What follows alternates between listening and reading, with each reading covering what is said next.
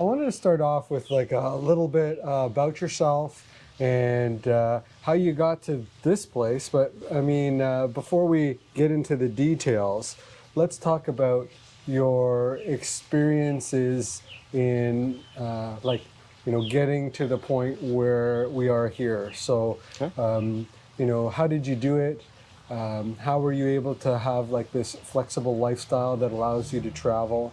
What kind of got you here? Well, I guess number one is when I was in my early 40s, I decided to enter into the real estate market as a realtor and as a second or third career, whatever you want to call it. And I think I was about 42, 43 when I started in that industry. And I started focusing on working with investors, and that became my goal, was to learn as much as I could about them. And now you're in your 70s, and it's No, then honestly, within in a decade, I made a lot of life changing decisions, I changed my life. Not only working with some incredible people and learning, working with all these great investors, and hopefully me teaching them and then teaching me, but then I took action and started buying real estate. And focusing on the Greater Toronto area, mainly in the Durham region, and buying duplexes, and I just kept rinsing and repeating. And once a year, I was adding another property to my portfolio, not going crazy like buying six in a year or something like that, but I was trying to get at least one joint venture every single year. what year was that about, would you say? Yeah, I did my first one in 2010, Okay. and I did my last one in 2019. And so, yeah, I accomplished my goal of adding a property to my portfolio every year for 10 years. Okay. And what was the benefits of doing that? Why doing that? Because oftentimes when people are talking about real estate investing, they're either told appreciation or cash flow. Yeah. But they don't really hear people who have been successful at real estate investing, and kind of the benefits of it. So for you, what were you looking for?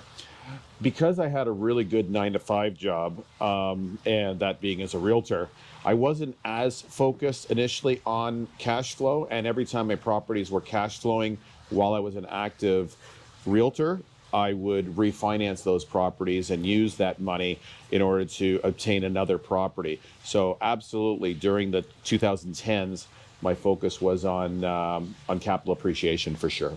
And so you refinance properties and then you use those gains in order to purchase more properties.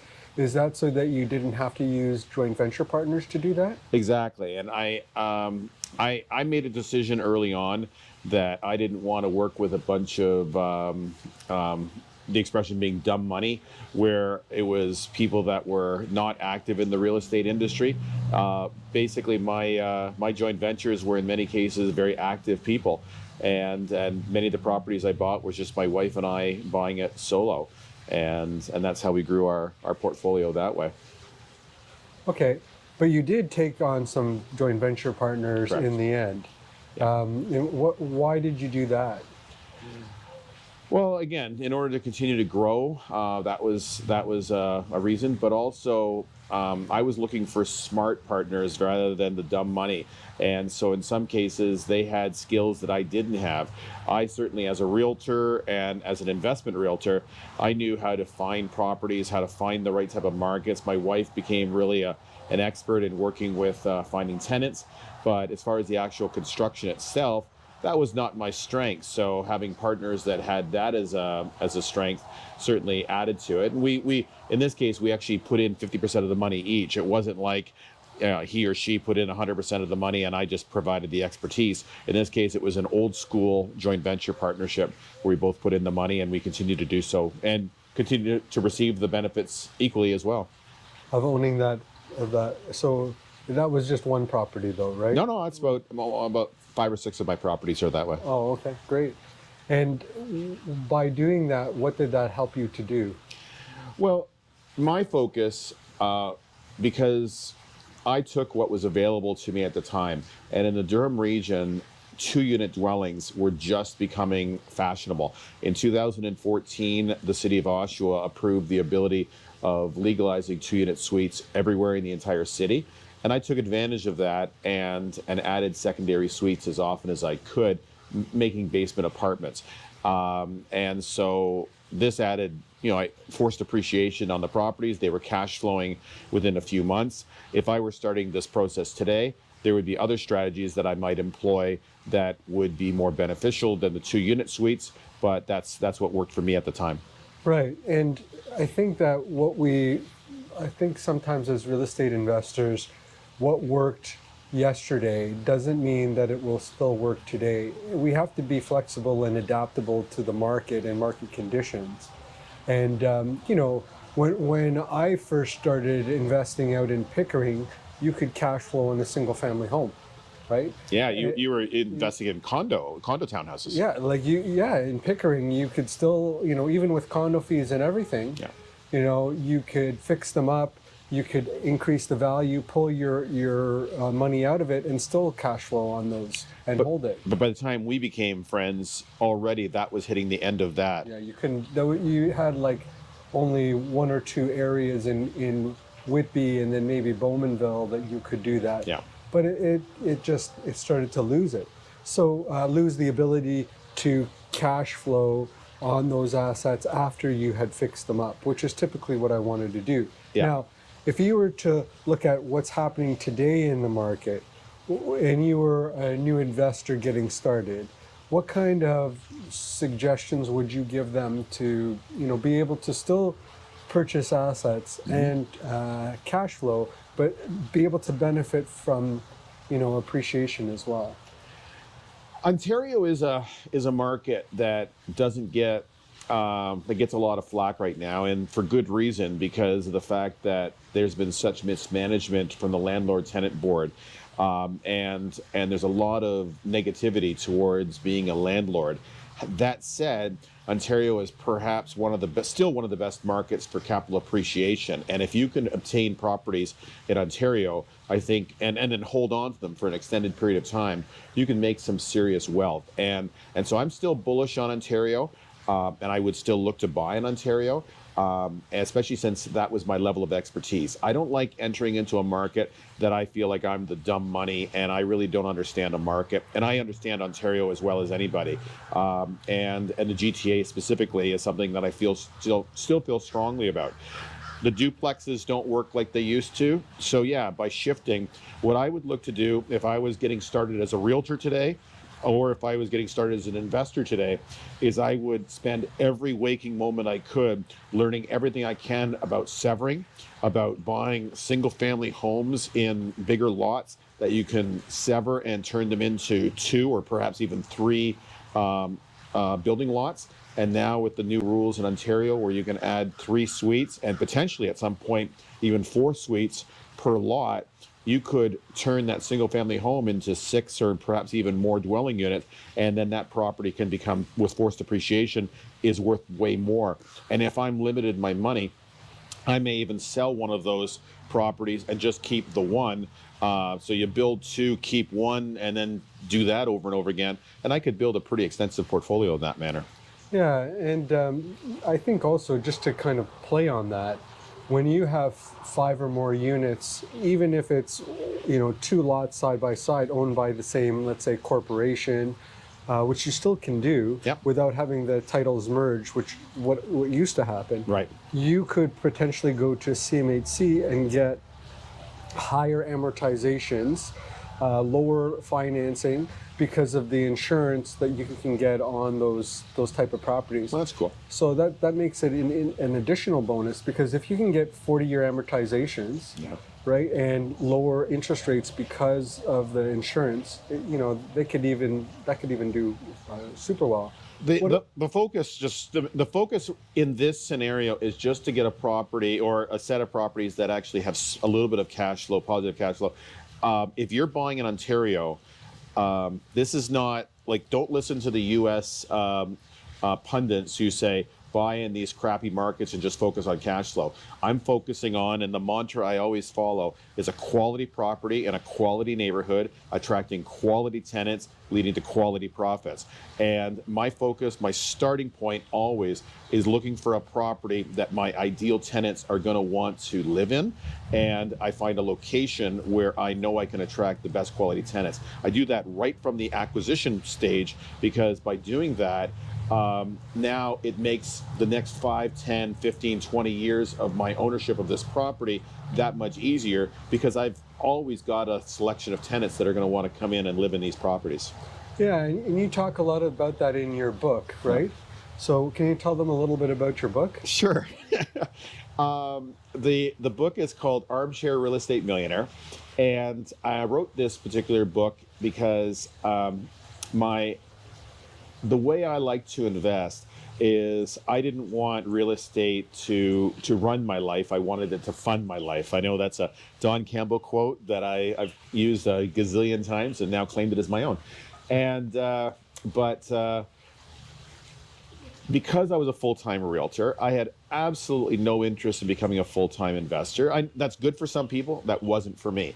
And even today, I want it to fund my life, and I want as little involvement on a day-to-day basis. We have long-term good tenants that pay their rent every month. Even during COVID, we had tenants that paid every single month. Not only me, but all of my clients. We stopped tracking it because everyone was paying.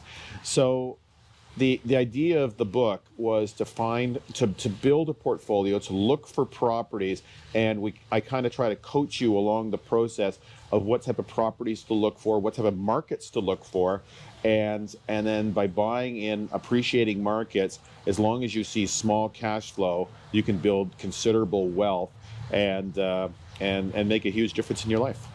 So let's talk a little bit about that, because there's a big push from a lot of different realtors, mortgage brokers, and real estate educators that are, pushing people to invest in the U.S. versus investing in Ontario. What would you say to them? Well, it's become the fashionable thing. That's certainly getting a lot of attention right now, investing in the U.S. The first thing I tell people is, unless you truly become a market expert, I wouldn't touch any market, regardless of where it is, Canada, US, or Timbuktu. I would become an expert. And an expert doesn't mean spending 7 days in Florida and then driving around and looking at 6 different markets and say, okay, now I know Florida. No. We're talking about attending council meetings. We're talking about talking to realtors, investment clubs, really seeing the market over an extended period of time, like living in the community and really understanding it. If you are willing to put that level of commitment in, hey, investing in the States could be a great market for you. That's my opinion. At least I believe that's the way to really be proactive with your money, with the most, all this effort you're putting into it, you might as well make it the best investment possible. Failing to do that, you're just simply putting your money into trusting somebody else. And if that person's a good investor, awesome. But if they take your money, that's on you. Yeah, and the other thing that I'm hearing is people giving advice that aren't taking the advice themselves. You have to remember that, people come from different perspectives and different angles. And if somebody is presenting you an opportunity, why are they presenting you the opportunity? If it's a realtor, do they actually own in that area? Are they actually, investing in that area? Or are they just presenting you an opportunity because it's another transaction fee? Right? And I think that there are good people who are investing in those areas that could help you to become an expert. So I think that there's a lot of that happens. What about like different areas within Ontario? Because just like Pickering was cash flowing, and then Whitby, and then Bowmanville. Well, going back even further, Scarborough was a great market prior to you and I being investors.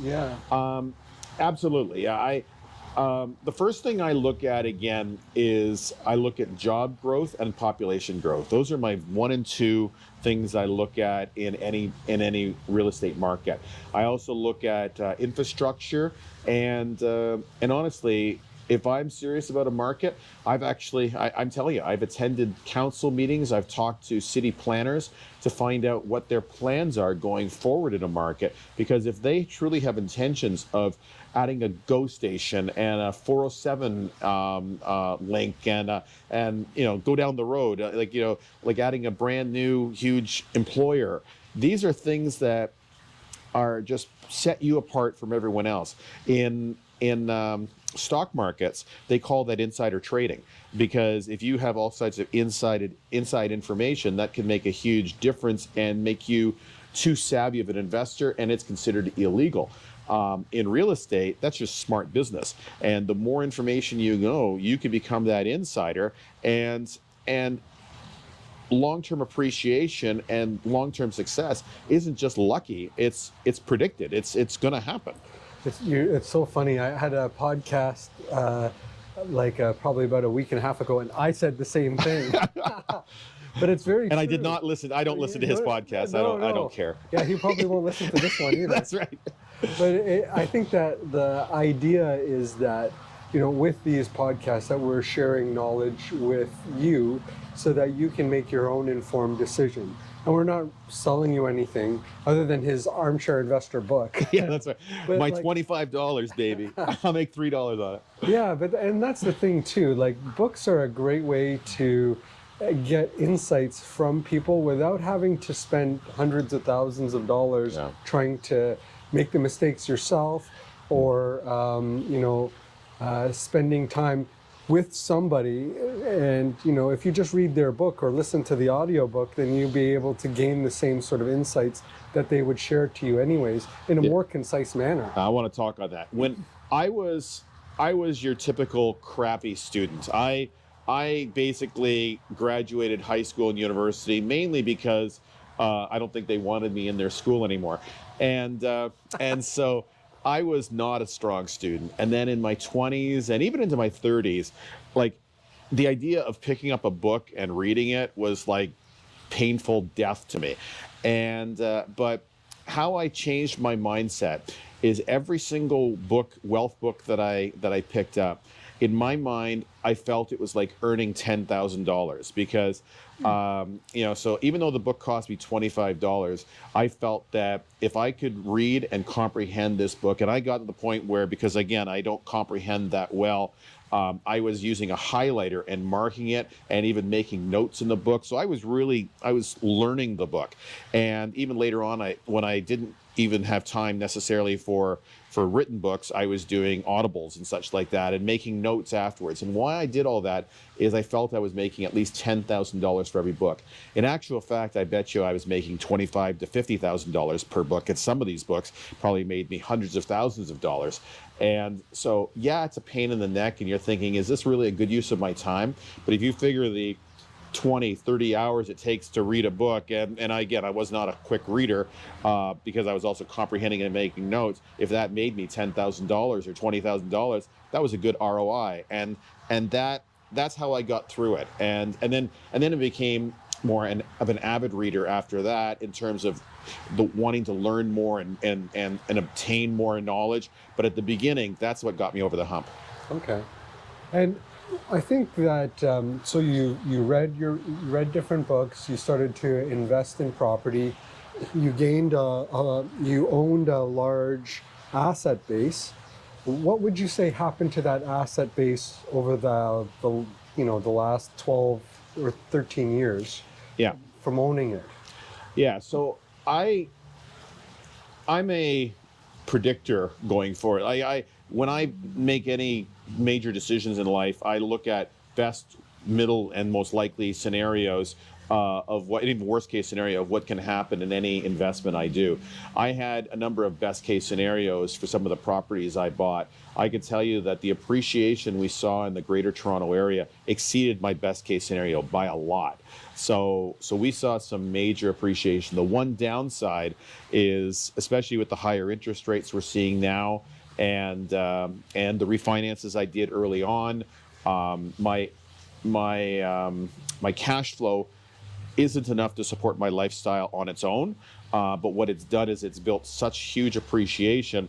And so what we're now doing, that we're hitting the next stage in our chapter, which we're going to get to, one property is able to fund our lifestyle for multiple years, and we could theoretically sell one property a year for the next 3 or 4 years, or every 2 or 3 years, and it could fund our lifestyle for the next 20 years. So maybe you can explain that, because I don't know if people understand how you can do that. Yeah, so my intention was never to own the real estate for life. That's I enjoyed being a realtor. It wasn't my lifelong passion. I enjoy being a real estate investor, but it's not my lifelong passion. Having wealth and living my best life is my passion. That's what I want to do. I want to accomplish once in a lifetime experiences again and again and again, like just different once in a lifetime experiences. So real estate has helped to fund that, and even though the properties aren't cash flowing to my liking, by us selling one property, we were able to pay off all of our line of credit debt that we had on our principal residence. We had a little bit of extra money that we used for just affording this here. We're now living in an Airbnb in Florida, and every year we're spending 3 months away. But by selling one property, that's going to give us multiple years of that without us dipping into any debts of any kind. Okay. So you sold one, and so you have almost a deaccumulation plan where every 2 or 3 years you'll sell another. Right. Once you've paid off those lines of credit and you use some of those funds, you're going to have funds left over. Right. So what do you do with them?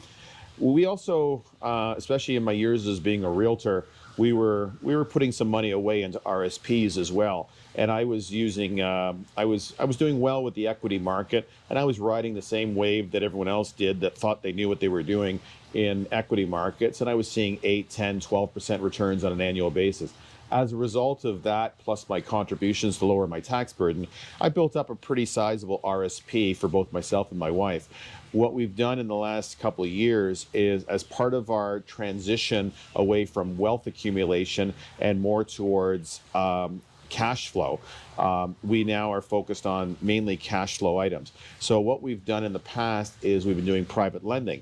And so I'm not necessarily looking for the highest private lending interest rate available, but if I get a nice sizable rate and I can earn, let's say, $10,000 a month in cash flow from my real estate through my RSP, that's like a $10,000 salary every single month.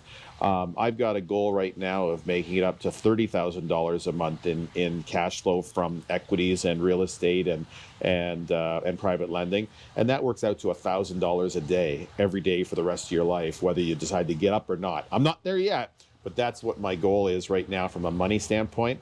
But I'm getting closer, and it's kind of cool because you can keep taking money out as much as you want, and the principal stays where it is. And yeah, I've got to pay taxes on my earned income, but if I build a little debt to do that, the next time I sell a property, I'll pay that off as well. So yeah, so it sounds as if you have money coming from different areas in different ways. Multiple streams of income. Absolutely. Yeah, so you have multiple streams of income. What kind of, like, are you able to describe those streams to the listener? Well, yeah, the big three. Private lending has become, from a cash flow perspective, has become number one, and again, I'm generating between $10,000 and $12,000 a month from that right now. And to your point, if we sell a couple of properties going forward and we've paid off all of our debts and we're funding our lifestyle and we've got $500,000 or $1 million lying around in a bank account, we can absolutely do that as private lending as well, but not within the confines of the RSP. Maybe in a corporation or something like that, we can do that. So that's number one.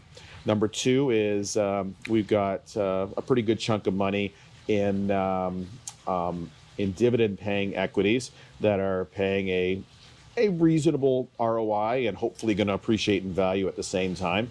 So that's number two. And of course, number three is, and the biggest one in terms of market value, is my real estate portfolio, and that's generating us a steady cash flow per month as well. Okay, but you have a few different asset bases. You have the real estate asset base, you have the private lending asset base, and you have the stock investing asset base. Yeah. How would you rank the size of those asset bases? Real estate 1, private lending 2, equities 3. Okay. And Oh, I forgot to mention the great revenue I'm getting from Armchair Real Estate Millionaire. I'm getting a good $5 a month there too. So don't negate that. yeah, that's right. That's right. Yeah, books are not going to get you unless you're, on the New York Times bestseller. Yeah, which neither one of us are. No. So it sounds like you have different sizes of asset bases. Do you feel that one is going to be growing more than any of the others? I've become a huge fan of private lending, but again, knowing my personality, as I've been sharing with you, I don't want to be dumb investor money in any situation. So to this point, because of my connections and my continued attempt to foster connections, is I've only been loaning to people I know. I've only been loaning to assets I trust. I'm not giving my money to some mortgage broker or to some real estate trust company, REIT or anything like that I don't know what they're investing in, because it just feels foolhardy to me to work as many years as I have and then to say, okay, Joe, you take my money and see if you can continue to make it to grow. That goes against everything I do. So I've as long as I continue to foster relationships and I could find means of doing private lending, I may not get the highest percentage, but I'm still getting 9-10% steady return. And could I get 15% if I loaned to Joe Smidley in Brampton? Probably, but I don't know Joe Smidley. I don't know his asset. I don't know his mindset. And if he's trying to abscond with my money, I don't want to have to be chasing him. I want it as easy as possible, and to loan to somebody who really knows their stuff. And I trust them. They're going to do everything in their power to pay me back, and that gives me sleep at night factor that I really trust. Yeah, so if somebody was wanting to learn how to do that, like to create those relationships or to be able to find those relationships, what kind of advice would you give people? Because you've been able to do it. Yeah, absolutely. But let's say, Joe Smidley out there wants to be able to do it. How would you suggest they do that? The first thing I would do is I would go to your local investment club meetings. There is a lot of people there that are looking for funds. I personally only loan on existing properties and typically 1 to 4 units and in Ontario. Those are my rules. I also don't want to loan to anybody's principal residence. That's just one of my rules. That doesn't have to be one of yours. But that's been because that's what my strength is. I worked with investment properties. That became my strategy. So if somebody came to me and was looking for funding for a 100-unit building, that's not my game. I don't loan there. If it's a series of flips, I don't really play in that sandbox either, because I don't have that much money to invest. So I pick and choose my projects, I pick and choose my investors, and absolutely going to investment clubs and going to various meetings, and just honestly just letting people know in those meetings that I've got money and I'm looking to loan it out. Believe me, during the break you'll find people coming up to you. Awesome. That's some great advice there when it comes to being able to find people that are lending or who want to borrow. What about we can talk a little bit about your lifestyle now and your lifestyle points. I think it's a Life points, yeah. So I know that you travel quite a bit. Last year you were in California for 3 months. Yeah. And this year you're in Florida. I'm visiting you in the villages in Florida. He's a village person. I'm a villager. So, and I've been here in a gracious company with Lisa and Mike here. How did you get to do this? Like, what gave you the ability to do this, and why do it this way? I think we've all had tragedies in our lives. If we think back about times when it made us sit back and think and stop. Friends who have gotten sick or died, even second-tier friends, family members, that sort of thing. We simply don't know how long we have to live. Like, I know this is sort of a serious topic, but it really is true. And I think the traditional work till I'm 65 and then retire after that, I think is a sucker's bet, because, I could tell you that, I'm in my late 50s and I can't do physically the things I were doing 10, 15 years ago. And I can imagine that in 5, 10 years, I'll be even in worse physical shape than I am now, especially the way I eat and don't exercise. And so, so that's where my mindset has been over the last 5, 10 years. There was a time when I turned 50 that I thought I could still 10x my net worth and maybe even 20x my net worth, and hit $100 million, hit, whatever that magic number is, and just make myself, pat myself on the back and say, hey, I've done what I set out to do. But I made a decision at one point. I said, I've now reached a point of financial freedom where I can do everything I want to do. I'm flying first class. I'm staying in great Airbnbs. If I were to 10x my net wealth from now, how much more would I really get from that? And how many years would it take me to get there and actually work full time? In my case, I said, you know what, if I can simply maintain or even slightly lower my net worth over the next 10, 15 years, I'm right now 58, almost 59. By the time I'm 70, I'll have lived an incredible life and have accomplished so many things, so that when I'm older and grayer, I'll be able to look back on my experiences and not feel any regret. And I'm hoping to still have a little bit of money to pass on to my family, as I'm not just when I die, but as I'm living, to be able to fund lifestyles of some of my family members. I'm helping my niece right now with her education. My son, I'm certainly subsidizing him in many ways. I've given money to my nephew. I've helped out many people in my life, and that's real estate is what's got me to that point. When I was in my late 30s, I was having a hard time going to the grocery store because I didn't have enough money in my debit card, and so I was using a calculator to make sure I didn't overspend. So it's not like I was wealthy for life here. It's making some smart decisions and then continuing to make those smart decisions put me in the position that now I can be as aggressive with my retirement as I was with my working life. And you use your life points, right? Can you explain that? And maybe we can include a picture of the spreadsheet Well, yeah, or something it's similar. all right. So I've read a lot of wealth books, and then I flipped over to reading a lot of retirement books, and I don't want to. I'm going to do a lousy job in saying, but I'll give Quentin some of the names of some of the books that really influenced me, and we'll include that later on. But some of these books were talking about, again, living your best life and such like that. They all have different elements of that. And it was, well, literally driving across the country to go to California last year that I came up with the idea of saying, like, I track everything I do. I became a really avid tracker, and that helped me in my real estate business as a realtor, as well as an investor, as well as from a financial management, all that stuff. I track it. And so I started tracking all of my life experiences, because, so many times we have these great life experiences, and we don't even celebrate it. We don't even acknowledge the fact that we had this great day. Like, just honestly, and those great days don't have to be spending a day in Disney World or seeing Machu Picchu or something like that. It could be just hanging out with some friends and having a lot of laughs, and going to see a band play or something like that. It could be something as simple as that, but it's still a great day.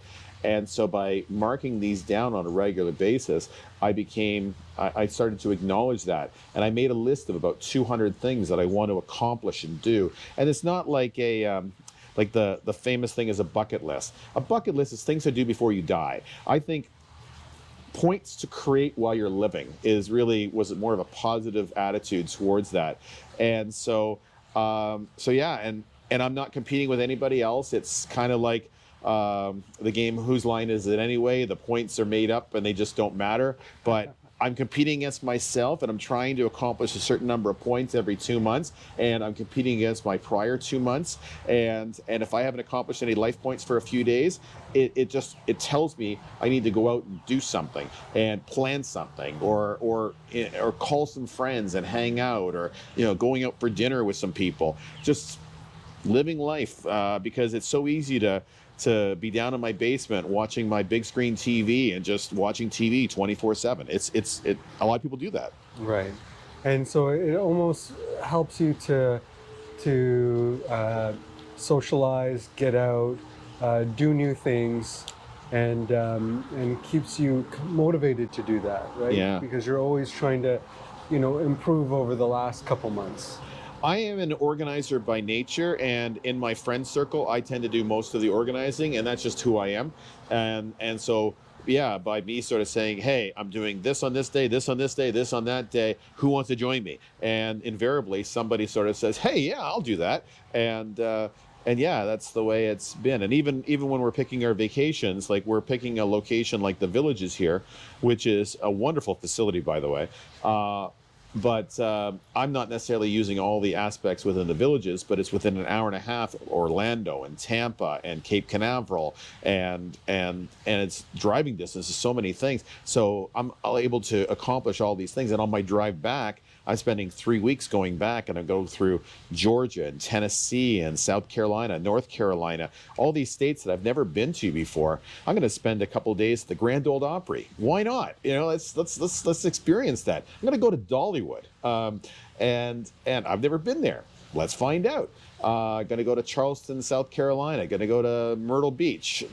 Just meeting people I may never see again, sort of thing, like the song says, and that, in my opinion, is living my best life. Oh, that's great. And so, why did you choose coming to the Villages for 3 months? And like, I know that there's so much to do here. You're only alone in the Villages because you want to be alone, right? But why did you decide to come here? Yeah, if you don't know the Villages, you might want to Google it. It is like Disney World for senior citizens, basically. It's a 55 plus community, and there is an entire literal book that comes out every week that has all of the events that are happening each week. There's a town square that's less than about a kilometer away from where we are, not even a kilometer, and we can just walk over there or take our golf cart or drive down.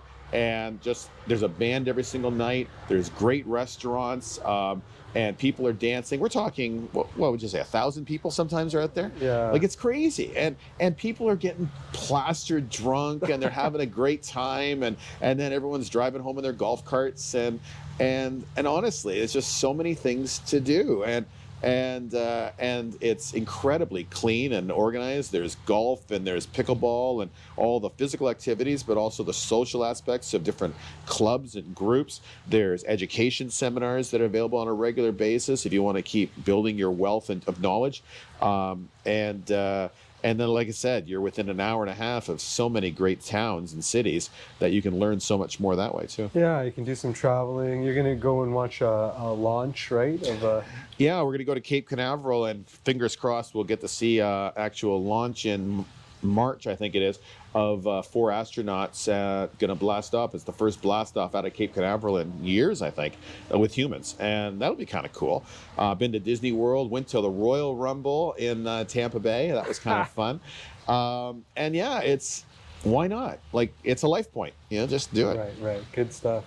Well, if people are interested in learning more about you or connecting with you, what's the best way to be able to do that? I don't want to talk to people. What are you talking about? We didn't agree on that. No. So pick up the book. Yeah, buy my book. And if you have any serious wealth questions, this is my offer for anybody listening to this podcast. If you buy the book and do a review on Amazon, because I've made a life point goal of getting 100 Amazon reviews, and I'm about 25 short right now. So help me get over that and give me a life point. So you do that, reach out to me, send me a note. My email address is durhamhome@rogers.com. Durham, Durham, home, HOME, at Rogers, ROGERS.com. And yeah, we can set up a conversation and stuff like that. I can absolutely offer a few thoughts. One of the reasons why I wrote my book, obviously it wasn't for the wealth, I could tell you that. I had some incredible mentors, people like Don R. Campbell, in the real estate, realtor world, Brian Buffini, Julie Broad was so influential in me, and even people that I didn't necessarily ever meet, but I read their books and they had a huge influence on me, like Robert Kiyosaki, Warren Buffett. Those are the people that influenced who I became as an investor and as a person, actually. And so each of them took time in their lives to hand back. When a guy with the success and credentials of a Don R. Campbell took time out of his way to literally stop and essentially hold his hand down and pull me up to not necessarily his ladder, but a couple rungs up the ladder. He had no need to do that. He wasn't doing it from a financial standpoint. He did it because he wanted to do that. And I had other people that were the same way. Heck, this guy does that on a regular basis too. So I really felt it was my obligation to give back to the next generation of investors and invest the way I did, because so many of these books talk about how to grow to 5 million properties and stuff like that, and how to take advantage of senior citizens and get great deals on the buy. Well, it's not, the buy is important, but I've always felt that the hold was more important than the buy, because if you can buy in a location that you're willing to hold on to this property for 10 or 20 years, it's that long-term appreciation that makes such a huge difference in the long-term wealth. And yeah, you'll make some money on the buy. Let's be honest. You can make an extra 20,000 by getting a really good deal. But I'm making 200,000, 400,000 by buying the right property in the right area. I know people that bought in Northern Ontario or in Detroit that they basically broke even or even lost money. Yeah, they might have got a good deal on the buy, but then they had to sell it because they couldn't keep the tenants. The tenants weren't paying rent. On paper, it was a great deal, but in real life, it wasn't. My properties in real life have been really good deals. Awesome. Well, thanks for this time. We're gonna go enjoy the weather, maybe some frisbee golf, and we'll see you on the next episode.